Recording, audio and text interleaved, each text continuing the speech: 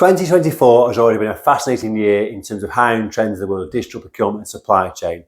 And in this short video, I'm going to recap what's been going on this year and give you a sense of where we're at right now as we head into the middle of July.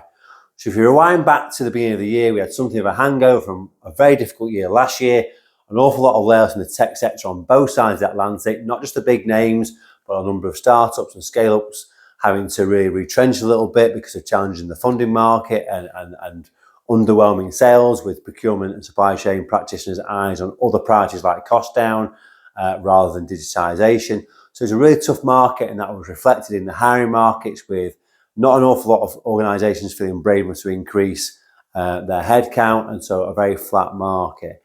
And even as recently as May, SAP did some major restructuring, which meant some good people left Ariba.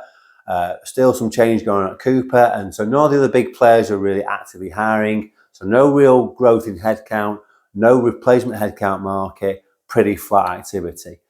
But in May, when I attended the World Procurement Congress in London, I started to feel the change, and that initially came from conversations with people in the consultancy world, telling me that projects that had been previously been postponed were now back on stream.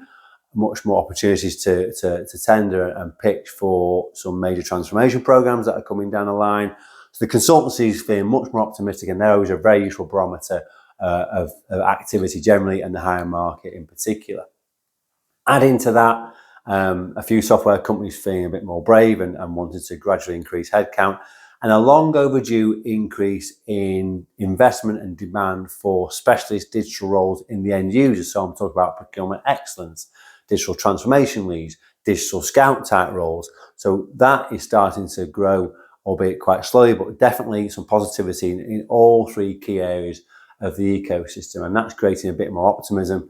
And that's why we're heading into what is probably the best market of the year so far. We're certainly busier than we've been for quite some time. And we're encouraged by the work being across the three areas of the ecosystem, which we really like, because we enjoy doing all those different types of work. So as we head into the summer break, I think we can expect a little bit of a pause where a lot of people take a bit of time off and recharge the batteries. But I think, as I explained in the predictions video that I've made recently, we're in for very, very interesting market conditions in the second half of this year. So if you found any of that information insightful, then I'd love to hear from you. If you've got any questions about your own personal career or your own hiring plans, then I'd love to hear from you. Please get in touch with me via everydayer.com, or of course you can find me on LinkedIn. Okay, thank you.